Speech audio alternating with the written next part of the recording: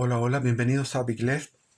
Estoy con este gorro que es de Trump, porque en este momento en la televisión están hablando del problema que tiene Trump. Bueno, y solidarizo con él y con Estados Unidos. Si se pierde Estados Unidos, se pierde Occidente. Esperemos que esa lucha sea exitosa para el líder Trump. Paso mi aviso. Mi libro Barco Stop, que está impreso en papel, está en Mercado Libre. Y en la descripción del video aparecerá un link donde están todos los libros que están en Amazon.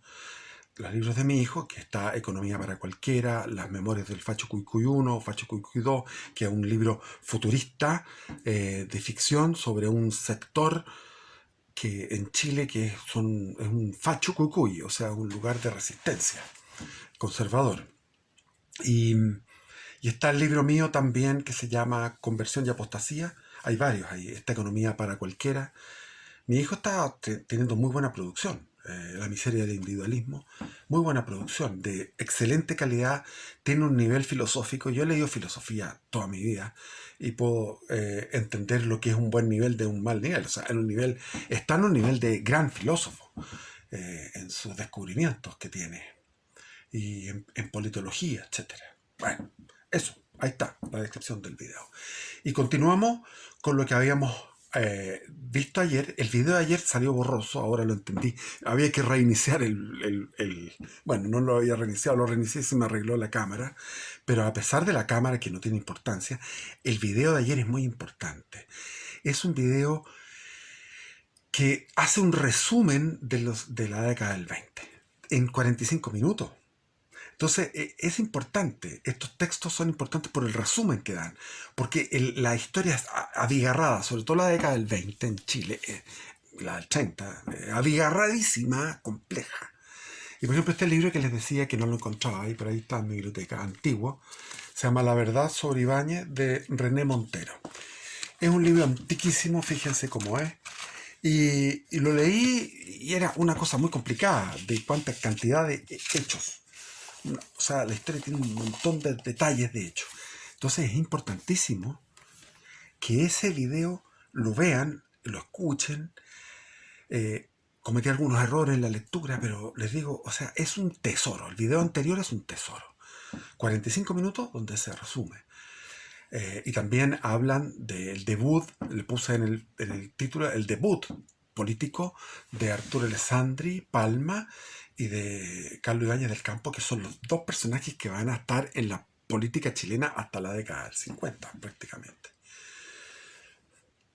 Mi padre tenía una colección de cartas de Ibáñez y de cartas de, de Arturo Alessandri a él. Aquí están las cartas de Ibáñez, aquí están las cartas de Arturo Alessandri. Y me acuerdo que tenía una carta de O'Higgins y la fui a regalar, la carta de O'Higgins. La fui a regalar a la escuela militar. Fue muy lindo el, la ceremonia, muy hermoso. Ayer también narré a la pasada lo que fue la primera intento subversivo del Partido Comunista en el año 32, cuando estaba en la presidencia Juan Esteban Montero y que la Fuerza Aérea logró que capitularan, que se rindieran los subversivos en la Armada. Habían tomado todos los buques de la Armada y el ejército aplastó a sangre y fuego la insurrección de los marineros bolcheviques en la Armada en la base de Talcahuano. Así que eso empezó ya en la década del 32. O sea, a 10 años de fundado el Partido Comunista ya había una intentona de toma del poder. Y seguimos entonces leyendo desde las cenizas. Seguimos leyendo este extraordinario que tenía que ser norteamericano, lo mejor que hay. Lo recomienda Hermógenes Pérez de Arce esto, y en realidad es mejor que... O sea, Hermógenes Pérez de Arce tiene un trabajo muy bueno, pero esto tiene una cosa que yo no encuentro mejor que Hermógenes, desde el punto de vista de cómo va analizando la historia para apuntar a ese hecho. ¿Cuál es el hecho? El 11 de septiembre del 73. Comienza esto a fraguarse la historia desde décadas. Ya, continuamos. El de la derecha chilena no fue un renacimiento muy auspicioso y la fugaz esperanza se apagó rápidamente debido al torbellino de la crisis. Su propia opacidad política, un nuevo y demoledor reto de la izquierda y las circunstancias caprichosas. Estamos hablando que Arturo Alessandri vino como a poner orden a la anarquía que se había generado a la caída de Ibáñez. Ibáñez cayó en mayo del 41, del 31, ay, me cargan esos horrores, pero discúlpenme, del mayo del 31, ya cayó Ibáñez y de ahí se produjo una anarquía tremenda, pero 6 presidentes en el año 32. Les contaba que la moneda en un momento estuvo sin carabineros y sin presidente en un momento. Y nadie fue a saquear ni nada. Y llegó, para las elecciones del 32, llegó finalmente el Arturo Alessandri Palma.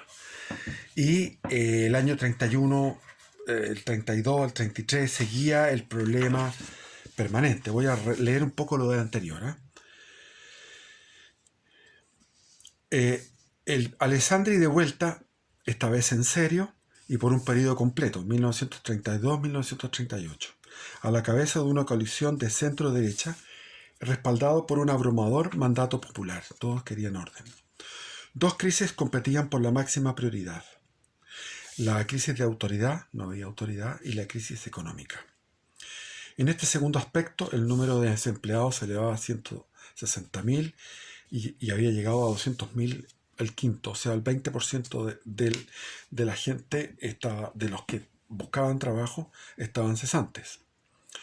El tesoro estaba vacío. Acuérdense que Carlos Ibáñez había endeudado al país y venía la crisis de antes. Los acreedores extranjeros exigían sus pagos. La deuda externa llegaba a la asombrosa suma de 4.000 millones de pesos. La inflación creciente estrangulaba a los asalariados. Y lo que es peor, en 1933, el estallido de una forma particularmente maligna de tifus. O sea, se juntaron una serie de cosas negativas, ¿ya? Entonces, aquí vuelvo a leer lo que había leído, que es: el de la derecha chilena fue un renacimiento muy auspicioso, y la fugaz esperanza se apagó rápidamente, debido al torbellino de la crisis, su propia opacidad política, eso significa opacidad, poca claridad política, a tomar discursos del enemigo, un nuevo y demoledor reto de la izquierda. La izquierda tomó fuerza y las circunstancias caprichosas.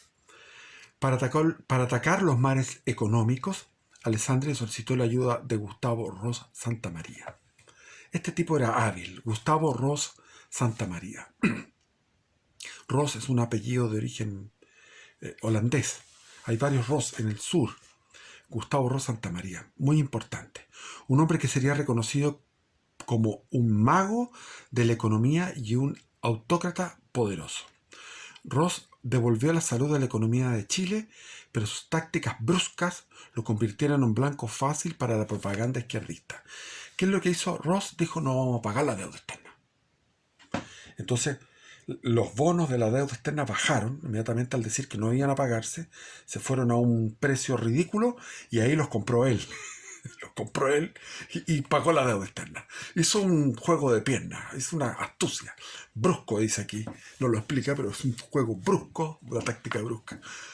Pero salvó a Chile con un movimiento de ese tipo. Así fue. Después Gustavo Ros Santamaría fue candidato a presidente, le falló, y después se hizo cargo del Club de la Unión. Y el Club de la Unión, donde iban todos los personajes. Oye, por favor, vamos al Club de la Unión. Resulta que el Club de la Unión tenía un montón de comidas impagas. Entonces los amenazó a los tipos, como eran, con publicar los deudores de estos almuerzos que hacían. Almuerzos y opíparos, y nadie pagaba. El Club de la Unión estaba perdido, y de Gustavo Ros Santamaría, después de haber terminado su carrera política al final de su vida, salvó el Club de la Unión, forzándolo a estos individuos a pagar, porque no pagaban sus almuerzos. Gente muy encopetada. Los esfuerzos de Alessandri de Arturo Alessandri, por completar sus reformas sociales, fueron bloqueados por la coalición conservadora que dominaba el Congreso. Un error político que se repetiría 20 años más tarde con el otro Alessandri en la presidencia, con el hijo, don Jorge. El presidente, sin embargo, logró sacar adelante dos importantes piezas legislativas. Una, al final de su mandato, que disponía salarios mínimos para los trabajadores del comercio y la industria. Y otra, por la cual se establecía un programa de medicina preventiva gratuita para los asalariados. La aprobación del salario mínimo fue, sin embargo, un caso de algo que es muy poco y demasiado tarde. Y ni siquiera fue muy poco, porque el Congreso se negó a aprobar una propuesta complementaria de Alessandri que establecía límites mínimos de salario para los trabajadores agrícolas. Un año antes, en 1936, el país había sido sacudido por una ola de huelgas violentas, principalmente en las minas del salitre y en los ferrocarriles. Alessandri respondió con una represión creciente, debilitando con ello el apoyo popular que tenía su gobierno. En medio de esta ebullición, el Partido Comunista, demostrando, comillas, la paciencia de las hormigas y el vuelo político de las águilas, persuadió a sus viejos antagonistas de la izquierda, al Partido Radical, y a sus permanentes rivales de la izquierda aún más extrema, el incipiente Partido Socialista, que era más al extremo, de que forjaran una coalición electoral, siguiendo la idea del Frente Popular en España y el Frente Popular en Francia. Se trataba del segundo Frente Popular del mundo, establecido pocos meses después de la versión francesa y pocos meses antes del español, un poco antes que el español. Y aparecía justo un año después, que el Comintern, el Comité de los Soviets Supremos, en 1935, decretó la alianza de los partidos comunistas con las fuerzas democráticas. El Comintern, que donde se dirigía desde Moscú los partidos comunistas, establecieron que había que establecer alianzas. Fue un año después, o sea, la obediencia del Partido Comunista al Comintern era tremenda, tanto que se adelantó a España y fue el segundo después. Primero fue Francia, después fue Chile y después fue España, en los frentes populares, en la alianza de los comunistas con las otras fuerzas de izquierda. Estaba destinado a durar más tiempo que cualquiera de los otros frentes, sobreviviendo bajo una u otra forma hasta el 16 de abril de 1947, cuando se dictó la ley maldita. Entonces, el hombre enviado por Moscú para implantar el Frente Popular en Chile adjudica al frente el logro de haber completado el ablandamiento del clima intelectual y político. Luego de la experiencia colectiva del Frente Popular en las décadas de 1930 y 1940, el comunismo dejó de aparecer ante los ojos de los chilenos tan nefasto como lo percibían hasta 1934.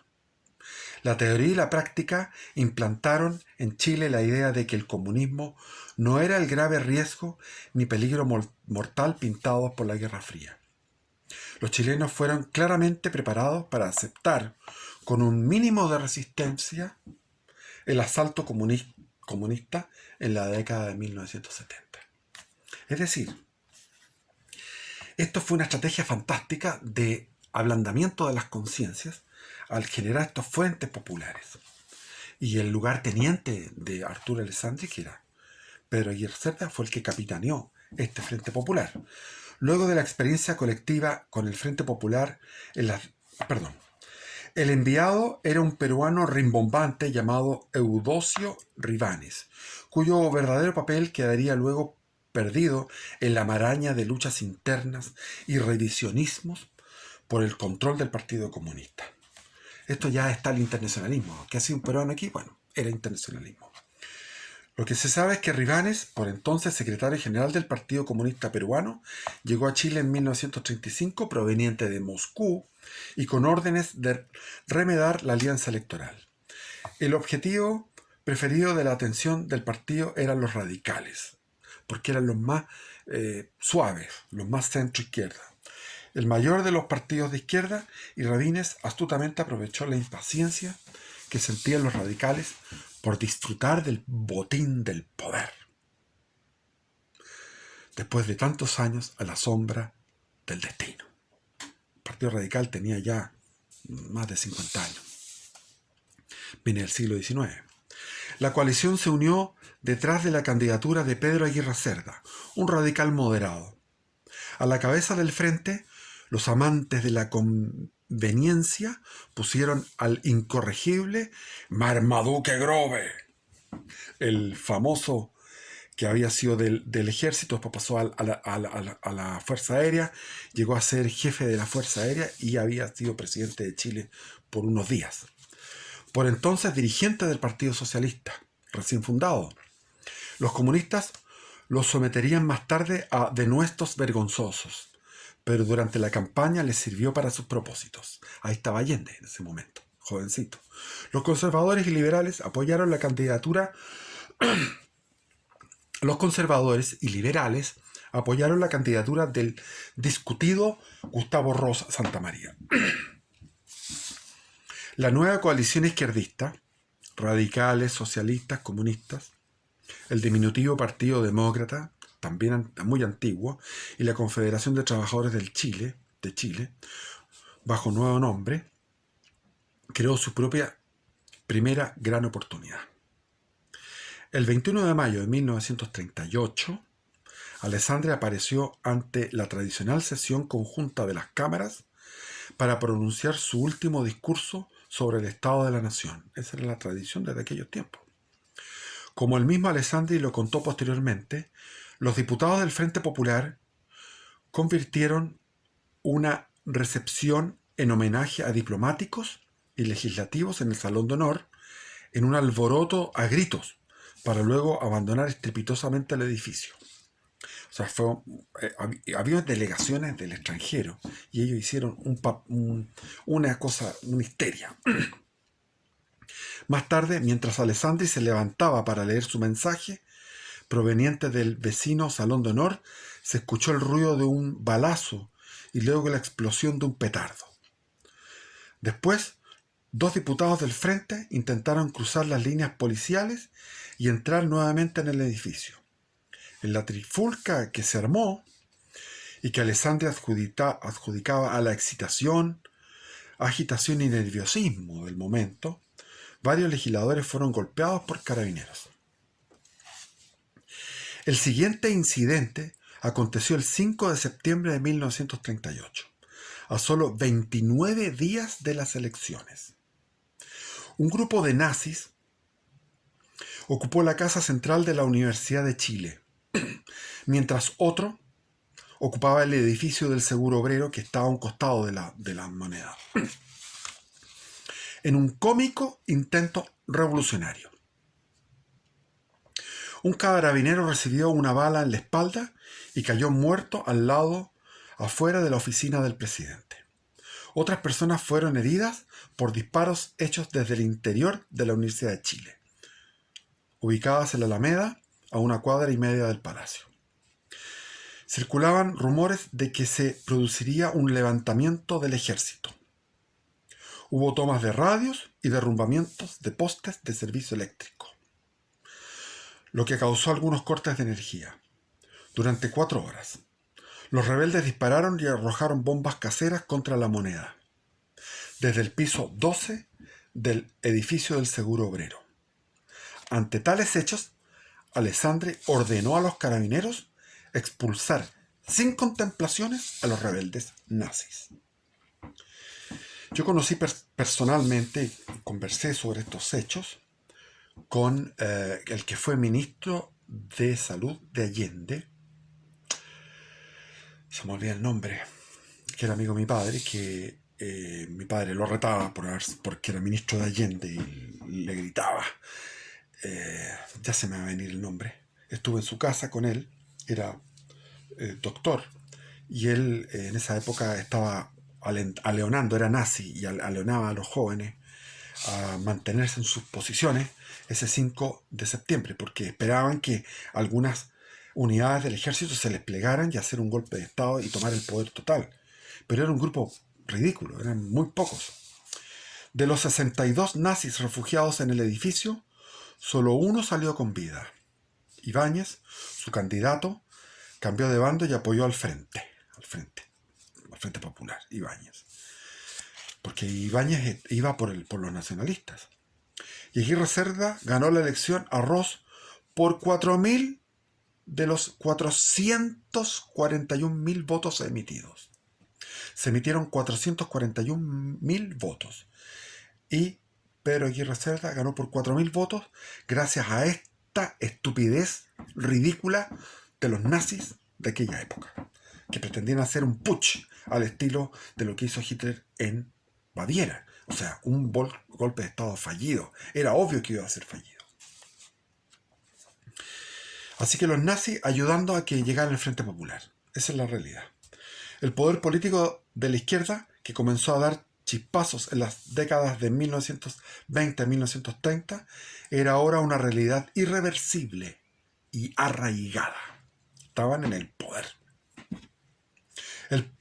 Las elecciones de 1920 y 1938 fueron importantes por otra razón más. En ambas, los jefes militares desempeñaron un papel decisivo, aunque secreto, detrás de bambalinas, para inclinar la balanza a favor de los hombres que entonces, y solo entonces, ocuparían la presidencia. Como lo describiera años más tarde el historiador chileno Gonzalo Vial Correa, profesor mío en la universidad, los dos casos en que los líderes militares osaron dar un empujón a la Constitución tienen en común estas características. Eran inconstitucionales, fueron provocados por una grave crisis civil, la disposición de los civiles para seguir la corriente de estos codazos evitó lo que podría haber resultado en medidas militares más ominosas. Salvador Allende hizo su estreno político en este periodo en una organización estudiantil de 1931 llamada Avance, que era una fachada tras la cual estaban los comunistas. Algunos de sus biógrafos más entusiastas retratarían después a Allende como el hombre clave en la lucha para derrocar a Ibáñez. Pero, según su implacable enemigo, Marcos Chamudes, quien estuvo metido en medio del asunto, Allende entró a escena cuando el polvo se había disipado. Y además, por añadidura, lo hizo pedantemente. Allende llegó a ser presidente del Centro Estudiantil de Medicina y luego vicepresidente de la Federación de Estudiantes y delegado ante el Consejo Universitario. Tenemos entonces 1920, llega Arturo Alessandri, se producen problemas en 1924, el 5 de septiembre de 1924, con el ruido de sable, y se genera otra constitución en 1925 y viene después la dictadura breve de Carlos Ibáñez del Campo y viene después la anarquía con la crisis de 1929, la crisis mundial, y después viene la crisis, la década del 30 completamente compleja, llena de complejidad y de fragilidades, y en eso cosechó la izquierda. Allende siguió. Su activismo estudiantil extremista le causó 2 arrestos y una expulsión de la universidad. En 1933, un año después de su demorada graduación en la Facultad de Medicina, Allende, junto a otras figuras públicas más prominentes, fundó el Partido Socialista. En 1937 fue elegido miembro de la Cámara de Diputados y al año siguiente dirigió la exitosa campaña presidencial de Aguirre Cerda. En agradecimiento, el joven doctor, cuya carrera médica estaba principalmente limitada a un puesto en la morgue, porque él se dedicaba a analizar cadáveres, fue nombrado ministro de Salud de Aguirre Cerda. Tenía entonces, en 1938, cuando asumió Aguirre Cerda, tenía 30 años de edad. se demoró en titularse, etc. Y estaba dedicado a la medicina forense. Allende fue uno de los 3 socialistas del gabinete y junto con los otros renunció en 1941 cuando Aguirre Cerda dio un giro a la derecha por motivos de sentido común. Los comunistas, siguiendo órdenes de Moscú, nunca integraron el gobierno que ellos realmente habían creado. Sin embargo, utilizaron su influencia para mantener a Chile en buenos términos con la Alemania de Hitler. Eso fue una obra del Partido Comunista. Por lo que hasta que el pacto nazi-ruso de no agresión firmado el 23 de agosto de 1939 voló por los aires con el ataque relámpago a Rusia, con la famosa, ¿cómo se llama? Operación Barbarroja, realizada por los alemanes el 22 de junio de 1941. Entonces, ahí en ese momento dijeron, oh, Hitler es malo. Pero hasta entonces, hasta 1941, el Partido Comunista afirmaba que Hitler era muy bueno. Esta obediencia del Partido Comunista chileno fue el comienzo de una larga relación de sumisión con respecto a Moscú que tiene pocos paralelos en el mundo. Los socialistas atacaron a los fascistas desde el comienzo, pero ninguno de los partidos de la izquierda prevaleció en este punto. Chile esperó hasta la primavera de 1941 para declarar la guerra a Japón y fue el único país de América del Sur que no declaró nunca la guerra a Alemania. De este periodo datan una serie de instrumentos legales y constitucionales destinados al cuidado y preservación de la democracia, considerados casi sin igual en el mundo.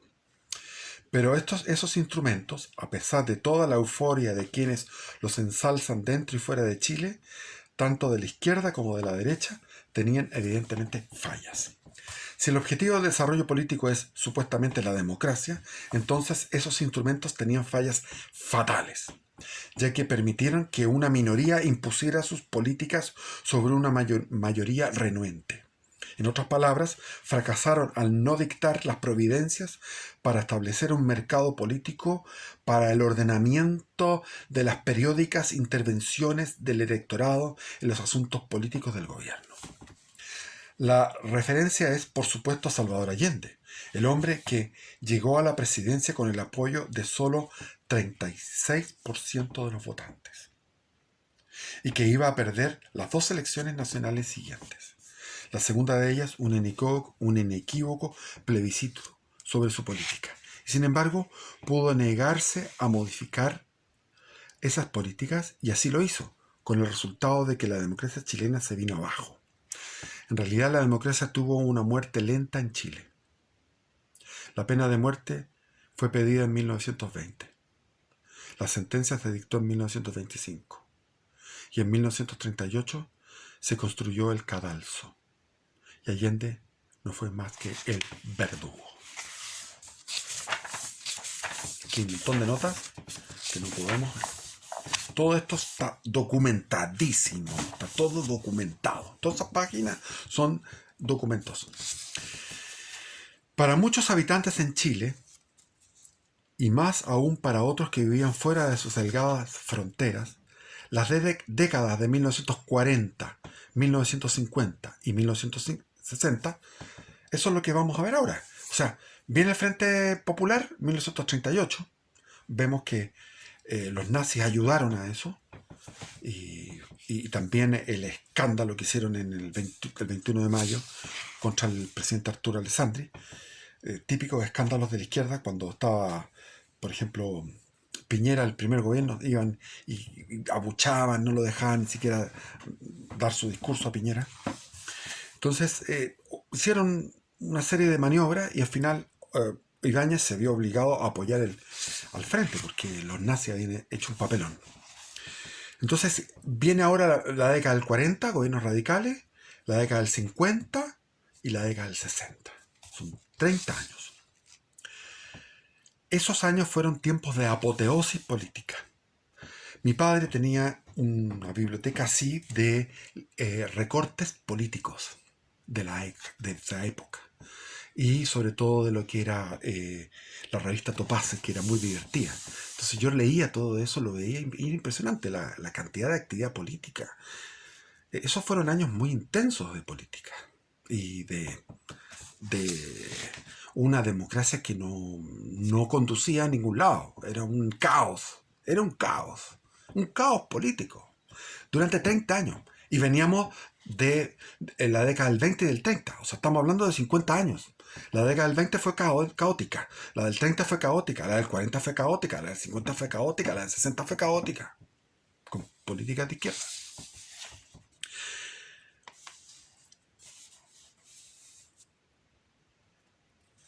Las apariencias estaban presentes, sin duda. En 1927, solo 7% de la población estaba inscrita en los registros electorales.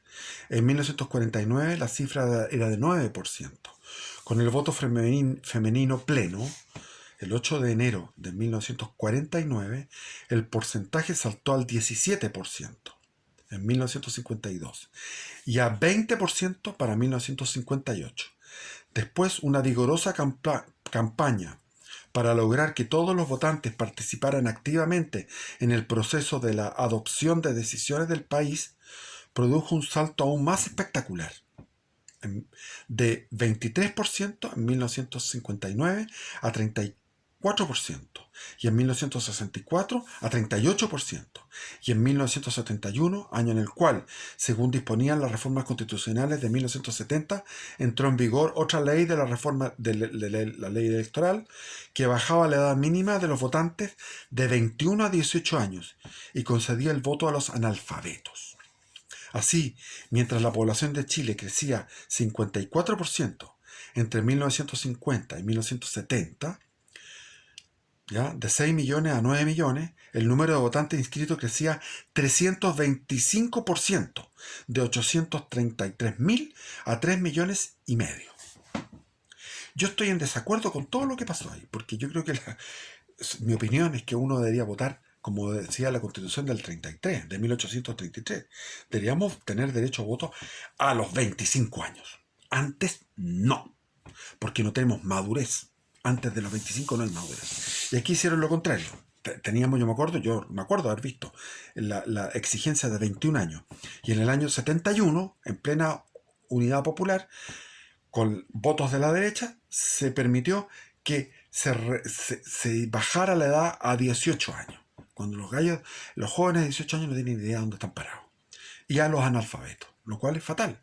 Tiene que uno saber leer, escribir, tiene que tener 25 años y tiene que tener algún mérito para poder votar. Haber hecho el servicio militar, tener alguna propiedad, algún estudio, algo. Las transiciones de uno a otro y pagar, los que pagan impuestos son los que deberían votar, los que pagan impuestos. El IVA debería eliminarse, obviamente, y había impuestos a la renta, ¿no? Las transiciones de uno a otro gobierno transcurrieron de manera ordenada durante todo ese periodo y el Congreso sesionó continuamente. Yo tenía un montón de legislaciones, toda la legislación del Senado la tenía en mi casa y la veía de niño. Iba mirando ahí cómo discutían. Interesantísimo. Y el que tenía mejor intervención era mi padre. No es porque fuera mi padre, es que era así, tremendo. Ya. Teníamos democracia plena, pero el país estaba hecho pebre. El Partido Comunista fue dejado fuera de la ley en 2 oportunidades. Pero fuera de eso, hubo pocas interferencias con los partidos políticos y, en efecto, estos se multiplicaron. Lo mismo que pasó ahora. Y se dividieron. Con excepción de los 2 exilios del Partido Comunista, las libertades básicas, la libertad de reunión, de prensa, de culto, de libertad de expresión, fueron respetadas. En un nivel socioeconómico, los trabajadores industriales y los campesinos se unieron cada vez en mayor número en sindicatos. El número de trabajadores sindicalizados alcanzó al 10% de la mano de obra no agrícola. Y después, en 1970, al 20%. En el campo, el cuadro era similar. En 1964, aunque las organizaciones de trabajadores rurales eran técnicamente ilegales, sus miembros sumaban en en aquellos tiempos, en 1970, 144.000. O sea, alrededor de un sexto de la mano de obra agrícola. Se promovían, los mismos políticos promovían la sindicalización. Es interesante señalar que fue la derecha quien inicialmente autorizó las agrupaciones de trabajadores rurales y fue la izquierda, los paladines verbales de los campesinos, quienes las habían derribado. Es también interesante señalar que fue la derecha la que concedió a los trabajadores chilenos una legislación amplia sobre el salario mínimo en 1937, bajo el gobierno de Alessandri. Un año antes que una limitada legislación sobre ello existiera en los Estados Unidos. Estaban en avanzada. De tal modo que para mediados de la década de 1960, un estudio realizado por las Naciones Unidas mostraría que los asalariados chilenos figuraban en cuarto lugar en las escalas salariales entre 12 países más altamente industrializados del mundo. Para entonces Chile ocupaba el primer lugar en América Latina en producción industrial per cápita. Era primero en el consumo per cápita de energía y tercero en analfabetismo. Es decir, a pesar de todo se iba desarrollando el país y se generaban como una especie de aristocracias obreras. Gracias al proteccionismo arancelario, que generaban altas tasas arancelarias, lo que impedía que llegaran productos extranjeros, y así, por ejemplo, Yarur, Sumar, las industrias textiles se desarrollaron en base con esos muros arancelarios donde no permitían que llegaran ropa de otros países. Ellos generaron un monopolio, y al generar un monopolio generaron también una aristocracia obrera textil. Eso muestra estos índices. Lo otro, por ejemplo, yo me acuerdo en tiempos de el primer gobierno de la Bachelet, salía el imbécil de Vidal, que decía, ¿cuándo la derecha ha estado por por aumentar la masa de votantes? Cuando fue el voto femenino, la derecha se opuso. ¿Qué es eso? Sí, eso fue iniciativa de la derecha. El voto femenino, el aumentar a la votación, fue votado por la derecha. Entonces, mienten y mienten. Yo no sé si miente o no sabe el tipo, porque ese tipo es un desgraciado, un tipo desagradable. El famoso Vidal, Francisco Vidal. Dice pura mentira, o a lo mejor es su fantasía. Bajo los demócratas cristianos, la participación popular en el gobierno también fue ampliada en las ciudades a través de la creación de juntas vecinales y centros de madre legalmente reconocidos. Había dado un trabajo con las organizaciones de masa de base. En las áreas rurales, por medio de comités de cooperativas, organizados sin embargo y dominados por el partido y que operaban en realidad como ramas del mismo partido demócrata cristiano.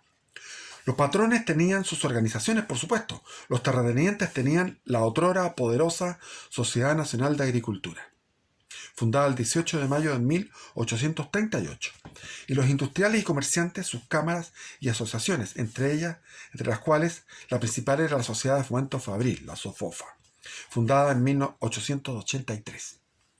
Pero otro tipo de organización muy desarrollada ponía a Chile en un lugar aparte. Las organizaciones de profesionales, los colegios profesionales, el colegio de médicos, el colegio de periodistas, el colegio de profesores, y pequeños comerciantes, los cuales incluían virtualmente a todos los grupos en el país. Mi padre se dedicaba, como era corporativista, se dedicó a hacer los reglamentos y sacar estas leyes que eran para todos estos gremios. Entonces, el gremio de los comerciantes, de los industriales, de los ferroviarios, todo eso lo hacía mi padre con reglamentos internos y quedaban legalizados estos gremios. Superficialmente, por lo menos, Chile era un país en el cual el consenso se forjaba en los fuegos controlados del debate ordenado. El debate ordenado. Cuando yo leía, como les digo, tenía un montón de libros de la legislatura ordinaria y extraordinaria del Congreso. Eso de la legislatura ordinaria y extraordinaria por periodos del año. Del 21 de mayo al no sé cuánto, 18, no me acuerdo.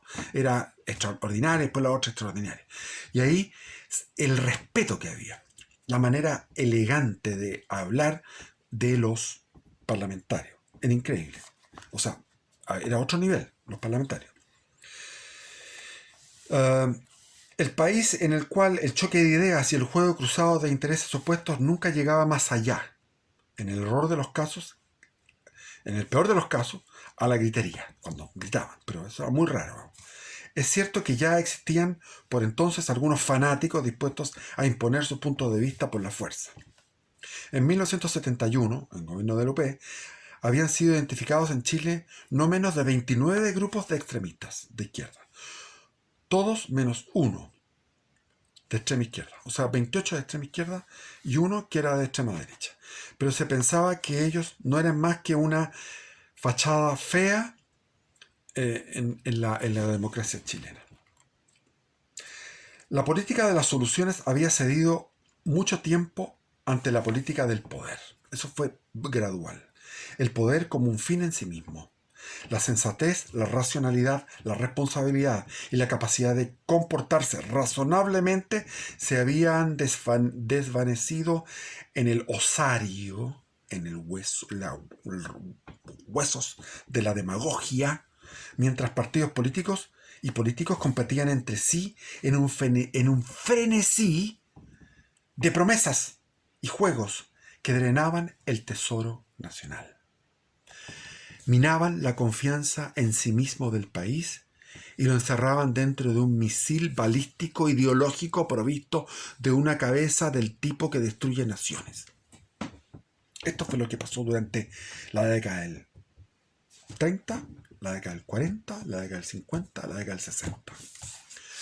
La derecha había perdido su vigor histórico y la confianza en sí misma y chapoteaba en la irrelevancia de la intransigencia y la ineptitud.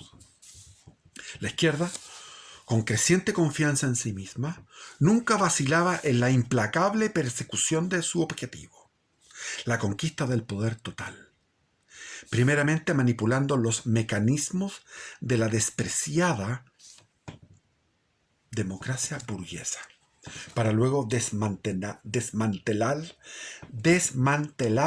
y descartarla. O sea, ellos jugaban dentro de la democracia burguesa que llamaban, que es la democracia partidista, representativa, para destruirla. Siempre tenían ese objetivo. Y ese sector iba creciendo en confianza y en popularidad. El centro, primero fueron los radicales y luego en circunstancias y estilos sorprendentemente similares, los demócratas cristianos, primero los radicales, después lo sucedieron los demócratas cristianos, convencido de que era más inteligente y hábil que la izquierda y la derecha, vaciló impacientemente y titubeó hasta que fue demasiado tarde. Y se encontró hecho pedazos en medio del choque inevitable entre la izquierda y la derecha. Para empeorar las cosas, los mismos partidos políticos se convirtieron en el cáncer que consumiría el cuerpo político de la nación. Para empeorar las cosas, los mismos partidos políticos se convirtieron en el cáncer que consumiría el cuerpo político de la nación. El tumor creció de la Constitución del 25.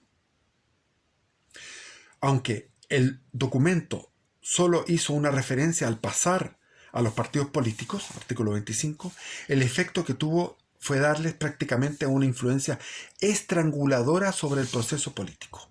Otra cosa que no se dice aquí es que la Constitución del 25 fue redactada rápidamente. Fue sacada expresa. Fue una constitución expresa. Yo había seguido con la constitución del 33 hasta el día de hoy. Ni Pinochet debería haber hecho una constitución, ni Arturo Alessandri. Tenemos la constitución del 33 hasta el día de hoy. Punto. La única constitución de Chile es la constitución del 33, con algunas modificaciones o actualizaciones. Punto. La tengo aquí. ¿Dónde la tengo? Acá. Acá la tengo. Impresa. Constitución del 33. Aquí está la Constitución del 33. Este es el texto. Esto está impreso. Esta Constitución del 33. Ah, no, esta es la historia de... Acá está, perdón, me equivoqué. Esta es la Constitución del 33. Esto está en... Constitución de 1833. Se le han quitado las tapas porque estaban muy viejas ya. Esto está impreso en 1833. 1938. Este libro. Con toda la Constitución. Esta es la Constitución que deberíamos tener. Punto. Entonces, la Constitución del 25... esos libritos maravillosos. La Constitución del 25, entonces, bueno, fue hecha así nomás. ¿Sí? Esa cuestión fue así. Al contrario a la Constitución del 80, que fue bien pensada, fue una cosa bien elaborada. Fue con toda calma y paciencia. Entonces, los partidos políticos tampoco se restringieron sus actividades constitucionales legalmente. La primera consecuencia de ello fue una división devastadora, una mentalidad que asignaba al vencedor el total del botín que requería que los presidentes se comprometieran a los dictados de sus propios partidos en lugar de gobernar como jefes de toda la nación. Se estipuló esto de la votación proporcional que ahora tenemos. Eso llevó a la fragmentación de partidos. No había posibilidad de alianzas sólidas. Y aquí tengo recuerdos de la estupenda, de los famosos binominal. El binominal era meter a las naciones un corsé, poder hacer que existieran los demócratas y los republicanos como en Estados Unidos. 2 partidos. Y eso funcionó. Y funcionó bien. Y lo devastaron, lo destruyeron. La primera consecuencia de ello fue una división devastadora.